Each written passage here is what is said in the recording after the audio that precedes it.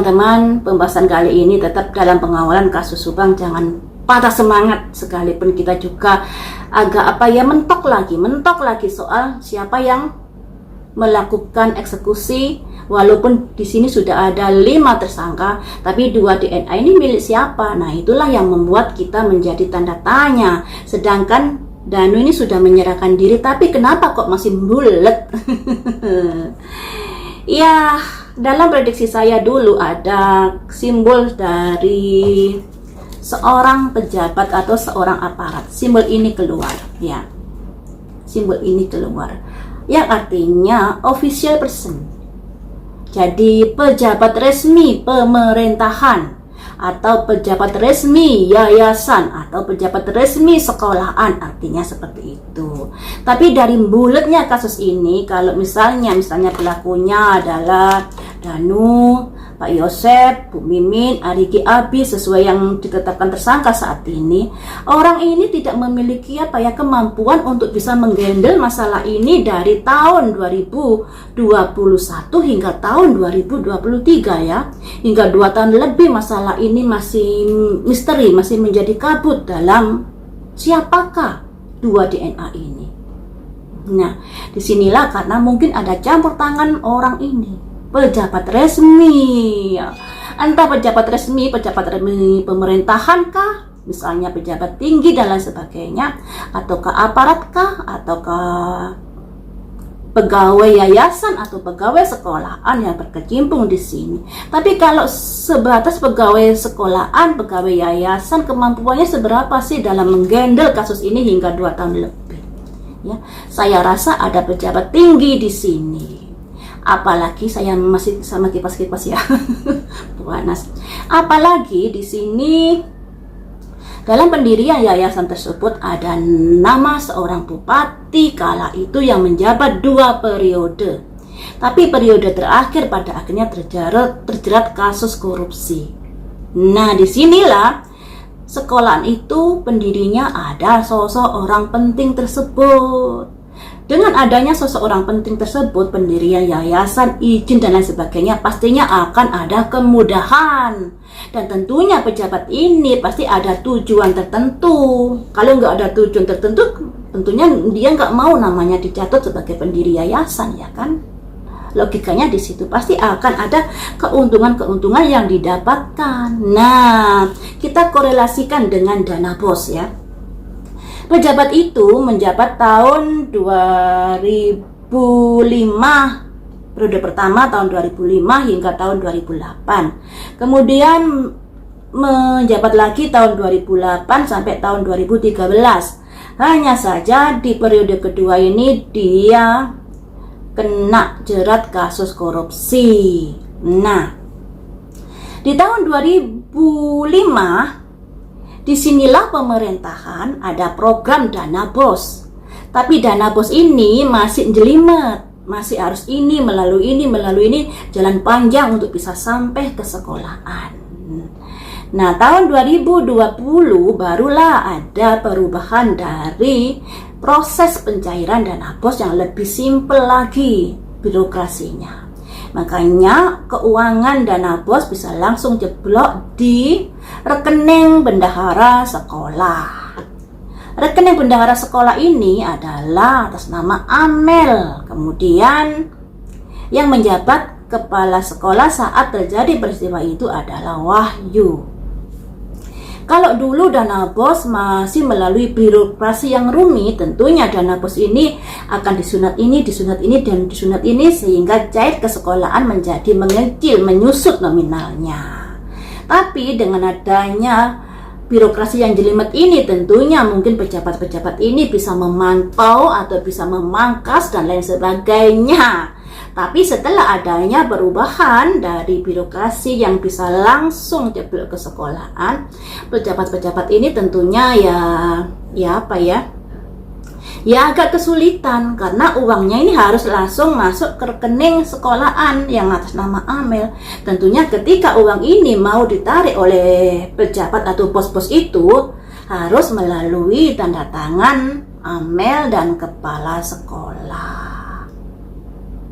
Ini kalau dilihat hubungannya dengan pejabat tersebut ya. Cuma di sini ada banyak versi kalau menurut saya. Yang pertama yang itu tadi ada kaitannya dengan pejabat. Kemungkinan pejabat meminta uang yang pada akhirnya Ibu Tuti dan Amel bersikukuh tidak mau memberikan, yang pada akhirnya dia kerjasama dengan orang dekat atau keluarga dekat termasuk Danu, yang akhirnya terjadilah peristiwa malam itu. Itu prasangka saya pertama, praduga saya pertama. Praduga kedua adalah adanya pihak keluarga ya. Di sini kita melihat Pak Yosep sudah menikah 3 kali. Ibu Mimin istri ketiga.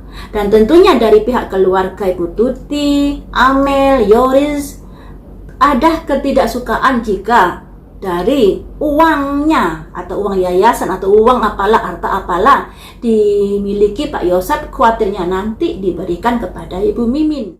Yoris dulu kan juga pernah cerita bahwa Amel ini dimarahi oleh neneknya, ibunya Pak Yosep, karena Yosep minta motor NMAX dan kayaknya tidak dibelikan, yang pada akhirnya rame dan akhirnya disetujui Amel membelikan motor itu kepada Pak Yosep. Dari sini saja sudah ada ada kekhawatiran dari pihak Ibu Tuti, Amel dan Yoris terkait dengan harta yang akan diberikan kepada Pak Yosep.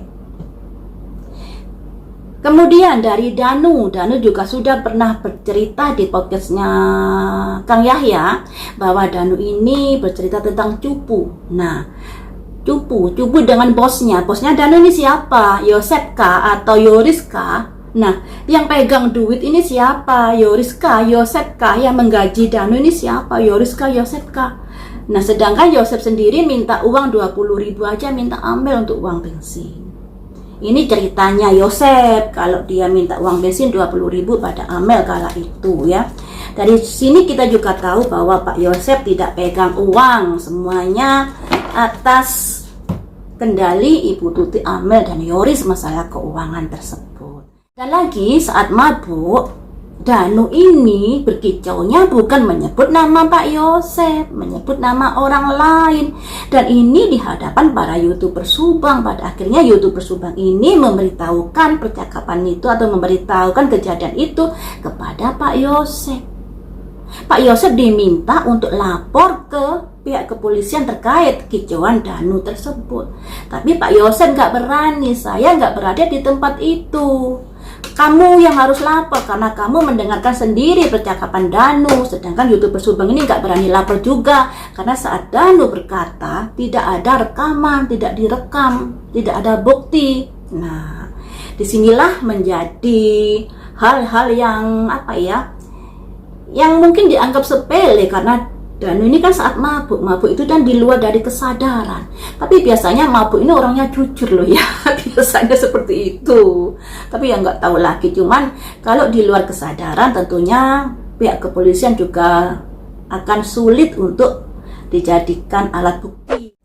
Kemudian teman-teman, dari Pak Yosep ini ada 2 bercak darah. Dan ini sangat menyudutkan Pak Yosep. Ditambah lagi Pak Yosep pagi-pagi bersih-bersih TKP. Kenapa sudah tahu ada darah yang begitu banyak masih harus dibersihkan? Harusnya kan panik, kemudian lapor ke polisi langsung dan lain sebagainya, nggak pakai bersih-bersih. Logika kita seperti itu. Apakah Pak Yosep ini mengetahui sebuah perencanaan? Kalau menurut dari ceritanya Danu saat main di warnet diampiri oleh Pak Yosep. Kemudianlah merencanakan sesuatu itu yang katanya hanya memberikan pelajaran. Kalau hanya memberikan pelajaran, kalau hanya perencanaan sekilas, kenapa HP para pelaku itu tidak ada sinyal di TKP malam itu, termasuk HP-nya Danu? Tidak berada atau tidak ada sinyal di malam itu. Habis main warnet, kemudian ke TKP. Biasanya orang yang sudah kegandrungan dengan Mobile Legends apalagi kita ini kan sudah ketergantungan dengan internet. Rasanya kalau ada sesuatu, HP itu baru kita matiin. Misalnya karena nggak mau diganggu dengan orang lain karena mau tidur dan lain sebagainya, HP akan dimatiin atau di silent. Tapi kalau di silent sinyal HP masih ada. Tapi di sini HP dimatiin, tidak ada sinyal HP kecuali HP Amel dan Ibu Tuti. Nah, disinilah Danu juga, jujurkah dia nggak bawa HP? Nah, ditambah lagi ada yang cerita yang seru.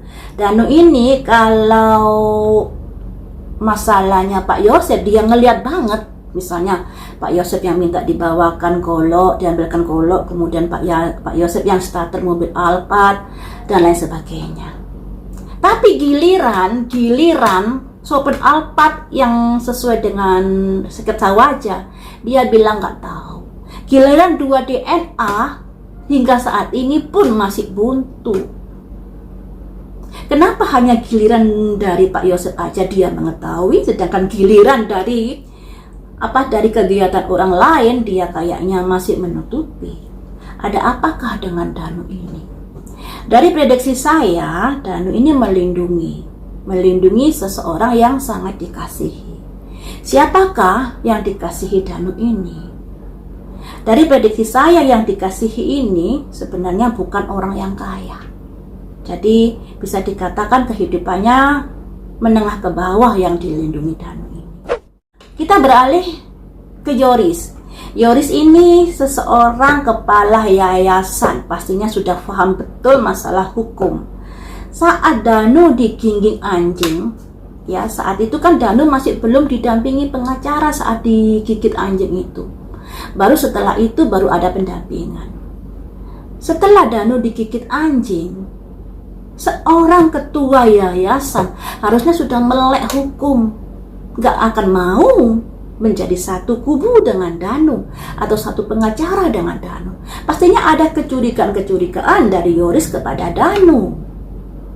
Ya, harusnya begitu. Tapi nyatanya Danu dan Yoris ini ibaratnya Upin Ipin di dalam kasus ini. Kemana saja bersama, gandeng renteng bersama. Nah, dan menurut Pak Dedi, mantan dari bendahara sekolah yang diangkat Pak Yosep saat Yoris mengatakan mengundurkan diri dari sekolahan, dari yayasan, dan dia ingin fokus pada dagang. Dari Pak Dedi ini mengatakan bahwa Yoris dengan Danu ini memang sangat dekat orangnya. Bahkan rapat-rapat pun Danu seringkali diajak daripada orang yang lainnya. Tentunya Danu ini juga mengetahui apa saja yang dilakukan Yoris, termasuk Yoris juga mengetahui apa saja yang dilakukan Danu karena sudah saling dekat. Ya. Kalau dari pandangan kalian, Danu ini lebih menurut siapa? Pada Yosep kah atau pada Yoris kah? Kalau menurut kalian loh ya. Nah, pikir saja sendiri. Dan setelah berseberangan dengan Danu, pada akhirnya Yoris berpindah ke Pak Rohman Hidayat. Alasannya dia minta didampingi pengacara yang lainnya sekalipun masih dalam naungan pengacara ATS. Jadi yang maksudnya Yoris ini, saya nggak mau orang-orang yang mendampingi saya ini sama dengan orang-orang yang mendampingi Danu. Jadi mintanya beda orang, tapi sayangnya tidak di-ACC oleh Pak ATS. Kemudian Yoris berpindah ke kubunya Pak Yosep. Dari kubunya Pak Yosep inilah Yoris bercerita bahwa Danu tidak menandatangani BAP. Di BAP itu disebutkan bahwa ada Pak Yosep, Ibu Mimin, Ariki, dan Abi. Nah, logikanya sekarang. Kalau dia mengetahui bahwa Danu ini mencurigai Pak Yosep, kenapa dia juga mau bergabung dengan kubunya Pak Yosep kala itu? Kok pelin-pelan sekali. Tapi setelah Pak Dedi ini berhasil mencairkan dana bos dengan Wahyu dan dengan Pak Iwan, disinilah ada rasa kecemburuan dari Yoris yang tadinya dia bilang dia fokus pada berdagang, pada akhirnya kembali lagi ke yayasan dan mengangkat dirinya sebagai bendahara sekolah dan Yanti sebagai bendahara yayasan. Nah, Pak Dedi dipecat dengan tidak hormat, hanya dipecat di grup WA saja. Ya pantas saja Pak Dedi ini murka banget. Akhirnya kebobrokan yayasan itu dibuka Pak Dedi bahwa ada 150 siswa fiktif di sini. Nah tentunya dana pos ini kan dihitung dari besarnya siswa yang didaftarkan ya teman-teman. Jadi ini ada kaitannya dengan kepala sekolah saat itu, bendahara Amel juga, terus pegawai yang ditugaskan sebagai pegawai dapodik. Di sini biasanya di sekolahan itu menunjuk seseorang untuk mengisi dapodik yang pada akhirnya dilaporkan ke pusat berapa siswanya dan lain sebagainya. Dan disinilah ada peran penting di sini. Jadi sepengetahuan kepala sekolah, bendahara dan petugas dapodik siapa saja yang dimasukkan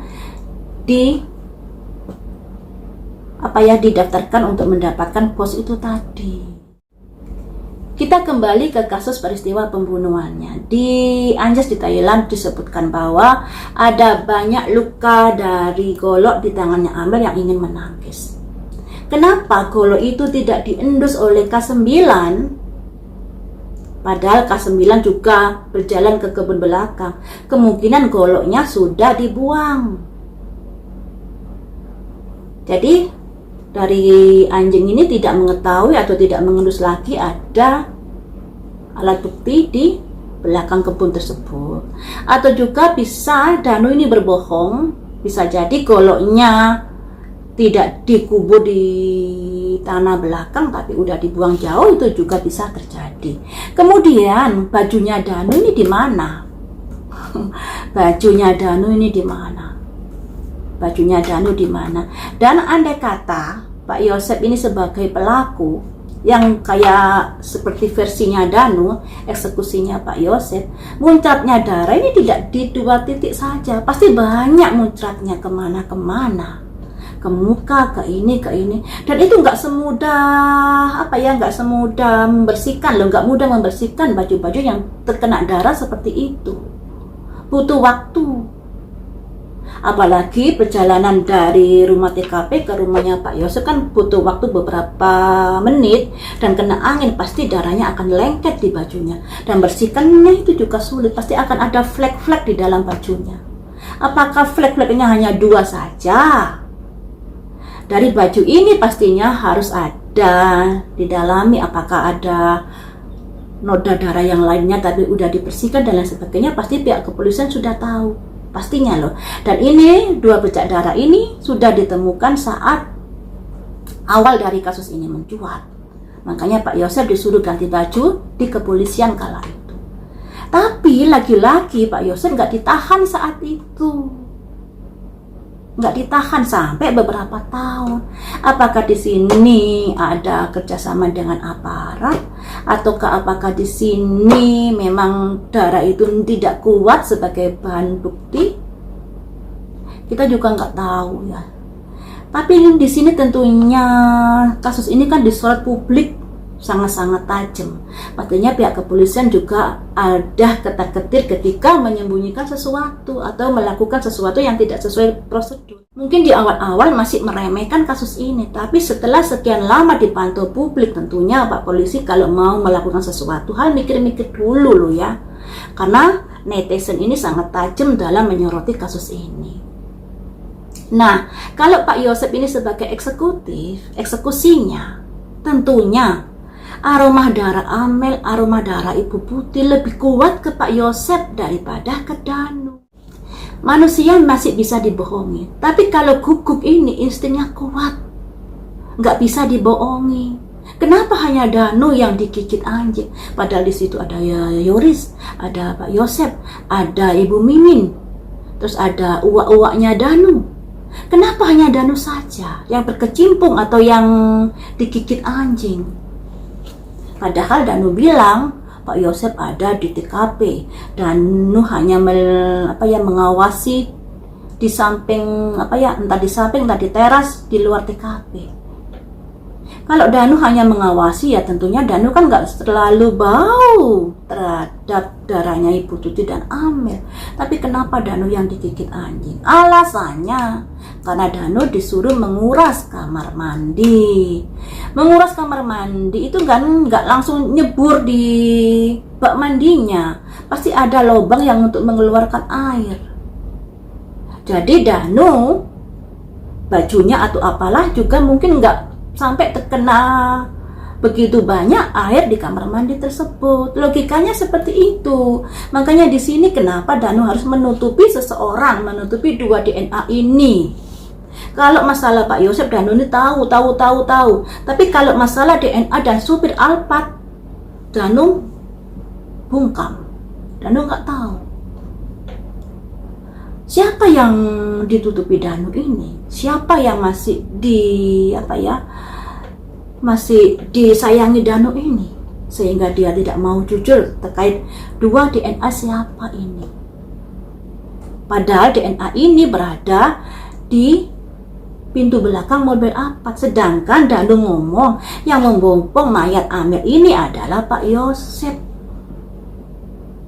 Tapi berita yang beredar katanya di alat vital Amir ini sepertinya ada pelecehan.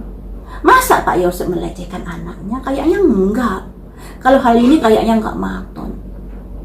Kalau membunuh sih mungkin harus, kita masih tanda tanya. Tapi kalau sampai melecehkan anaknya yang sudah dipukuli, yang sudah begitu kan kayaknya enggak. Dan kemudian di Anjas Thailand juga bilang bahwa di sepeda motornya Snoopy-nya Pak Yosef juga ada bercak darah. Entah Anjas ini informasinya dari siapa, saya juga nggak tahu. Katanya ada bercak darah. Kemudian di bajunya Pak Yosef ini katanya setelah pulang dari TKP kemudian dicuci, dibersihkan sampai bersih dan disetrika. Nggak semudah itu saya rasa untuk membersihkan darah-darah. Dan tentunya pihak kepolisian juga bisa menguji bajunya Yosef ini. Tapi kenyataannya sekalipun ada bukti bercak darah di bajunya, ada bukti bercak darah di Snoopy, tapi hingga 2 tahun saat itu Pak Yosef masih belum ditetapkan sebagai tersangka. Hanya setelah ditangani oleh Polda yang baru ini, barulah Pak Yosef ditetapkan tersangka karena pengakuan Danu, juga karena bercak noda di bajunya Pak Yosef. Nah, disinilah bisa dikatakan ada 2 alat bukti, yaitu pengakuan Danu dan bercak darah di bajunya Pak Yosef. Andai kata Snoopy tadi yang dikatakan Anjas itu benar, berarti sudah ada 3 alat bukti. Nah, kalau sudah ada 3 alat bukti, harusnya dari dulu-dulu Pak Yosef ini ditentukan sebagai tersangka. Tidak harus menunggu berapa tahun, tidak harus menunggu pengakuan Danu. Ya, toh ada 2 alat bukti, noda darah di bajunya Pak Yosef dan noda darah di Snoopy. Udah alat bukti ini. Apalagi Pak Yosef juga melakukan kecurigaan bersih-bersih TKP. Udah kuat sudah alat bukti itu.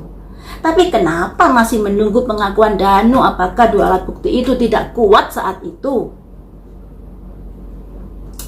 Ya, lagi-lagi bulat ya teman-teman. Bulat sekali. Kuncinya ini di Danu. Apakah Danu ini sudah berkata jujur atau belum? Belum, saya rasa. Belum sepenuhnya jujur. Jadi perlu digali lagi dari Danu, gimana caranya Danu bisa ngomong dengan jujur.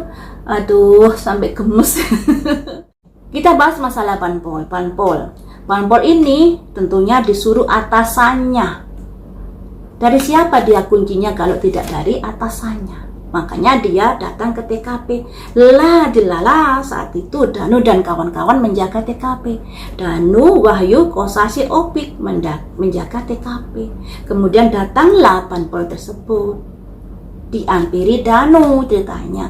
Akhirnya Panpol ini menyuruh Danu menguras kamar mandi. Panpolnya ini males. Mestinya itu tanggung jawab dia menguras kamar mandi. Tapi berhubung ada Danu, maka akhirnya Panpolnya menyuruh Danu. Seperti yang saya bilang tadi, kalau Danu digigit anjing alasannya menguras kamar mandi disuruh Panpol, rasanya nggak maton. Karena apa? Kamar mandi itu pasti ada saluran pembuangan. Ya, tentunya Danu saat airnya keluar pasti minggir dulu. Baru setelah airnya habis yang bercampur darah itu, barulah dibersihkan dengan air bersih. Danu tubuhnya tidak berlumuran air kamar mandi tersebut. Katakanlah kecipratan atau yang kena air dikit-dikit masih mungkin, tapi kalau jebur di kamar mandi kayaknya juga enggak ya teman-teman. Jadi Danu ini beralibi banget. Makanya dari pihak kepolisian dulu itu istilah banpol, kasus banpol itu tidak ada, karena kasus banpol ini didramatisir oleh Danu. Dia mencari alibi kesalahan dari banpol ini, dijadikan tameng alasan kenapa dia digigit anjing. Itulah. Dan lagi-lagi udah tahu digigit anjing, kenapa Yoris juga runtang-runtung sama Danu saat itu menjadi Upin Ipin. Ditambah lagi dari kakak-kakak Ibu Tuti, ya mungkin kalau dari Waida, kan Waida ini adalah ibunya Danu, pastilah masih mencintai Danu, pastilah masih mengasihi Danu karena sebagai ibu. Tapi kalau dari dua kakak Ibu Tuti yang lainnya, masa mau kayak juga mensupport Danu, memaafkan Danu dan lain sebagainya. Rasanya saya nggak masuk di akal kalau hal itu.